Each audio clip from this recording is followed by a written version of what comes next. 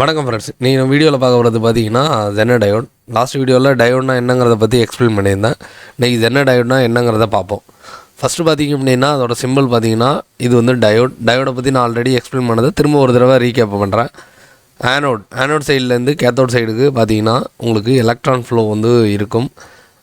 ஆனால் பார்த்தீங்கன்னா கேத்தோட் சைட்லேருந்து நீங்கள் எலக்ட்ரான் அனுப்புனீங்க அப்படின்னா உங்களுக்கு எலக்ட்ரான் ஃப்ளோ வந்து இருக்காது, பிளாக் பண்ணும் அப்படிங்கிறத நம்ம சொல்லியிருந்தோம். அப்போ ஜென்னர் டயோடோட சிம்பிள் எப்படி இருக்குன்னா அதே ஆனோட் கேத்தோட், மேலே இருக்கிற நாச் மட்டும் பார்த்திங்கன்னா கொஞ்சம் டிஃப்ரெண்ட் இருக்கும்.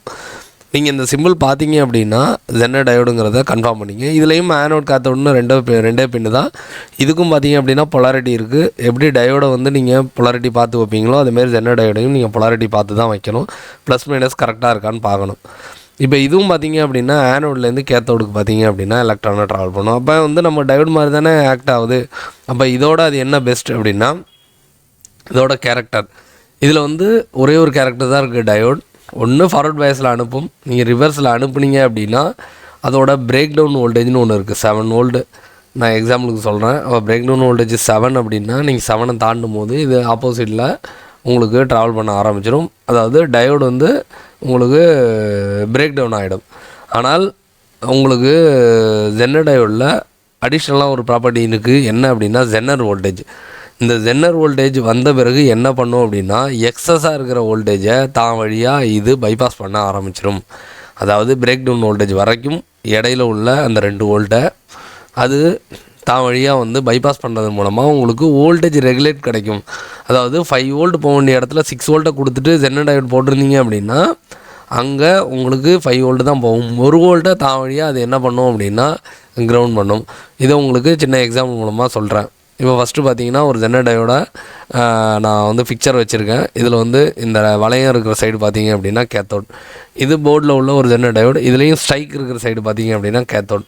நீங்கள் ப்ளேஸ் பண்ணுறப்ப இதை பார்த்து வைங்க. இப்போ ஒரு சர்க்யூட்டில் ஒரு பேட்ரி, ஒரு பல்பை வந்து நம்ம கனெக்ட் பண்ணியிருக்கோம்.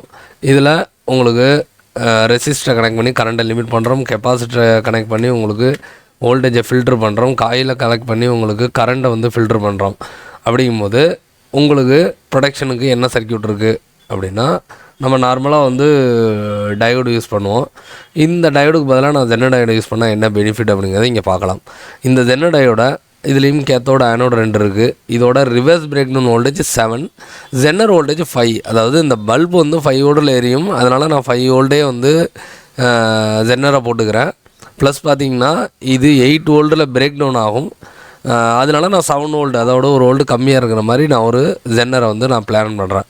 இப்போ நான் ஜென்னரை நான் வந்து சர்க்யூட்டில் கனெக்ட் பண்ணிடுறேன். கேத்தோட வந்து உங்களுக்கு சப்ளைலையும் ஆனோட வந்து மைனஸ்லையும். இப்போ நான் 5 வோல்ட்டை நான் உள்ளே கொடுக்கும்போது அது எந்த ப்ராப்ளமும் இல்லாமல் அழகாக உங்களுக்கு ட்ராவல் ஆகி உள்ளே போயிடும். பல்பு வந்து பார்த்திங்கன்னா உங்களுக்கு நல்லாவே ஒர்க் ஆகும்.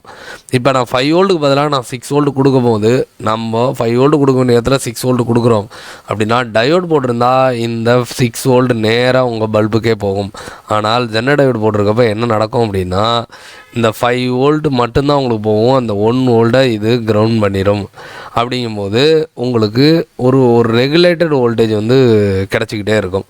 அப்போ இந்த பல்போட லைஃபுங்கிறது கொஞ்சம் அதிகமாகும்.